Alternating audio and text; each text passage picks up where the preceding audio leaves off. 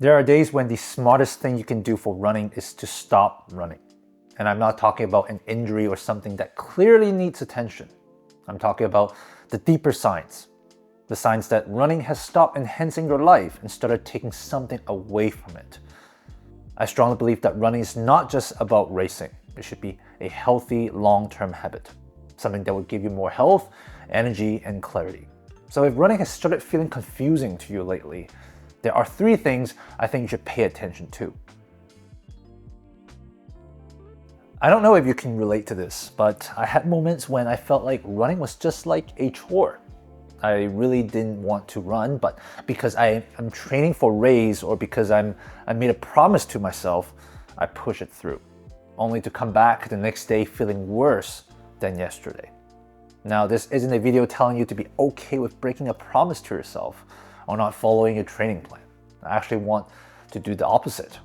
I want running to become something sustainable that fits into your life for years. But sometimes, before running becomes the habit, you need to pause and ask yourself some uncomfortable questions. In fact, even when running becomes a habit, you will still get moments when you feel tired and don't want to run at all. Your body will continue to revolt, your body will tell you to stop. And when those moments come, you need something deeper than a promise to yourself to keep bringing you back. That brings me to the first sign that you have to stop running. The first sign you shouldn't run is when you haven't figured out the real reason why you are running yet, or when your reason is still very blurry. And by reason, I don't mean I want to run a race or I want to run 3 times a week for the upcoming month. That to me is goals, right? Goals are useful, but they all have an ending to it. When the goal is achieved, you will need to find another goal again. Most runners are stuck in this cycle. They chase after goals, and eventually when they couldn't complete a goal for whatever reason, they will stop running permanently because there's nothing else that brings them back to running. For myself, I want running to be a habit. I want it to be something that will stay in my life no matter how hard it could get. Sometimes the weather gets bad outside, or often my legs would feel very heavy. Even more often, work and family could take away my motivation to run. So you will need that deeper why to tell yourself, this is why I'm willing to go through those struggles. For me, running started becoming more meaningful when I realized it wasn't only a habit or being able to run faster. It was about having more energy. That wasn't something I expected before I start running. Running to me is all about becoming someone who could participate more fully in life. And it has helped me think more clear, it helped me to have a better conversation with people, and it's given me a way to quiet the thoughts that keep stacking in my head. That become more powerful than any race goals I've set for myself.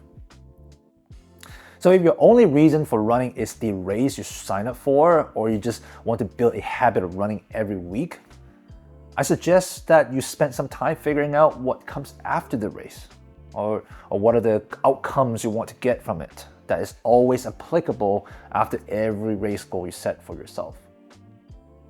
The second sign you shouldn't run is when running feels like an obligation rather than a choice. This happened to me when I committed to my 10-month training plan for my first marathon. In the beginning of the plan, I felt fresh and excited, so any plans, any struggles feels very tolerable. But a few months into the plan, the fatigue started to accumulate and I felt more and more behind. That was when fulfilling the training plan felt like an obligation. Every time I pulled through, not only did I feel more drained, it started to give me more negative feelings towards doing another workout. So if you ever look at your plan and see that you're supposed to run 3 times this week, but inside you think, I don't really want to do it, but I have to do it. And you don't know why the have to part is there anymore. Or you begin to feel guilty when you adjust the plan or miss the workout. Look, the way I see it now is that a training plan is supposed to support your life rather than becoming your life. You have to give yourself permission to challenge the plan. Maybe the distance is too much or the frequency is too high. Maybe your work schedule changed recently and because of it, you've been sleeping badly. That's totally normal, that's fine, right? Adjusting the plan does not mean you're failing it. Instead, that means you're paying more attention to your body. Remember this, you should always have full control over whether you run today or not. And when running becomes something you're forced to complete just to feel like a good runner, you're secretly creating that wrong signal to your brain. So after each run and at the end of each week, I want you to ask yourself whether you're still listening to your body and whether you're still connected to the true reason you started.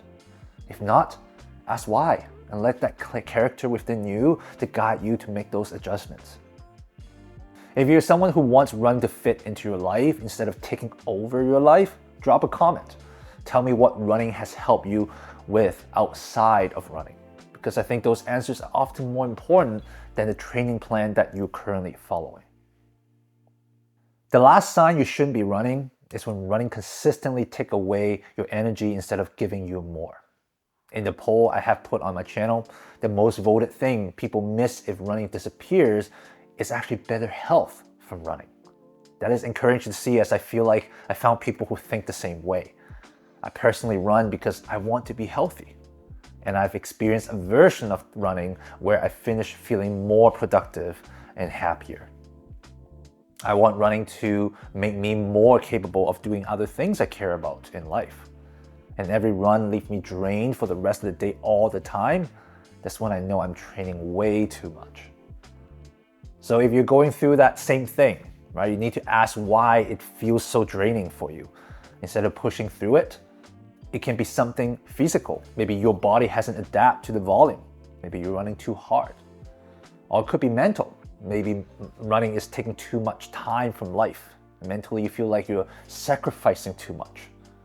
For whatever reasons you found that are affecting your energy level, I want you to pay attention to it, because it's very, very important. When you notice those signs, you should probably reduce the distance and the time you spend on running. Take a short break and figure out what's actually happening. That is the part of learning how to run for the long term and making running a healthy habit in life. And here's the baseline. Running should challenge your life, not consume your life. If your training plan consistently leaves you with less energy, less patience, and less capacity for everything else in life, then something needs to change. So those are the 3 signs you should stop running. 1, you haven't figured out your deep why. Number 2, running feels like an obligation instead of a choice. And lastly, number 3, running is taking more energy than it gives. If you have any of these signs, you need to pay more attention to your relationship with running. Most of the time, the answers lie on learning how to adjust the plan or the running goal that you set. Maybe it's taking some pressure away, right? Maybe it's reconnecting with the reason you started running. The ultimate outcome I want for you is not to stop you from running. I want running to become something you can keep doing for life. Something that brings you more meaning, more purpose, more excitement towards what you can do outside of running. I believe that the best version of running isn't the one that takes over everything. It's the one that gives you more of yourself back.